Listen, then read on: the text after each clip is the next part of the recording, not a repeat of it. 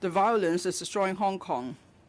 And then young people who are our future are now placed in a very dangerous position. So we must do our utmost to end violence and prevent students from breaking the law.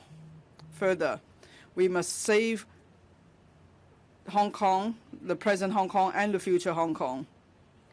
Now, because there have been cases of public order being compromised in recent days, so as a responsible government, we must not shy away from existing legislation without using such legislation.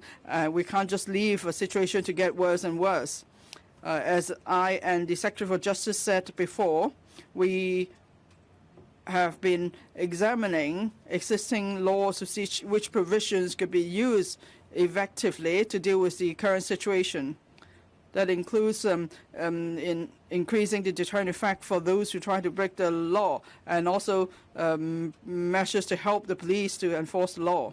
This morning, I called a special meeting of the Executive Council. The Chief Executive and Council decided to invoke the Emergency Regulations Ordinance to enact a prohibition on face covering regulation. Now, this has been discussed for a long time in the committee as the anti-mask legislation. This regulation will come into effect tomorrow, the 5th of October. Why do we need to have this piece of regulation? Is because in the past 4 months we've seen that almost all protesters who carried out vandalism and violence covered their face. The purpose was to hide their identity and evade the law, and they have become more and more daring. So we believe the prohibition on face covering regulation will be an effective deterrent to radical behavior, and it will also help the police in enforcing the law. In a moment, the Secretary for Justice will be briefing you on the content of the regulation.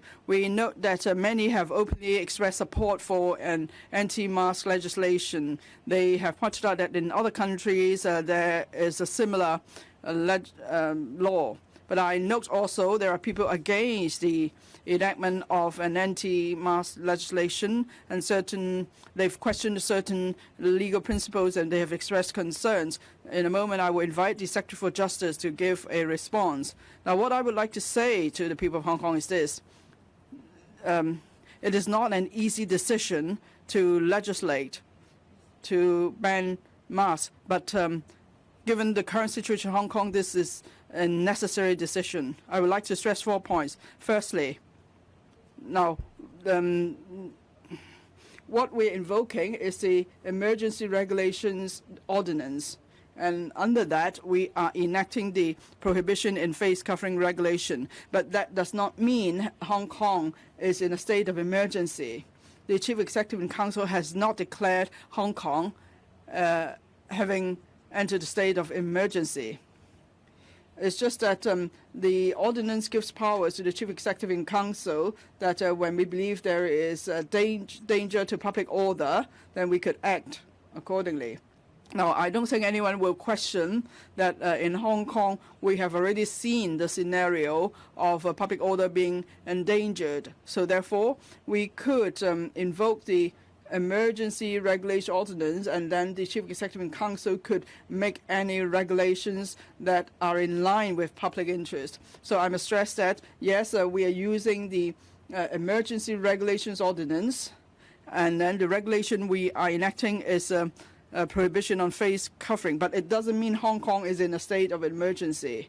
But at the same time, the situation we've seen in Hong Kong is does satisfy this requirement of endangering public order. And secondly, this regulation aims to end violence and return us to peace. I believe that is the aspiration of all in Hong Kong. And thirdly, the regulation will target those who use violence. We understand there may be other people who need to wear a mask or cover their face because of a legitimate need. That's why in the regulation there are exemption clauses where there is a reasonable defense. The needs of these people would be taken care of. So we believe, therefore, the regulation has struck the right balance. Okay, Hi, I'm Joanna Bersecci, and thank you for watching. You can check out more of our videos by clicking on the boxes on the screen.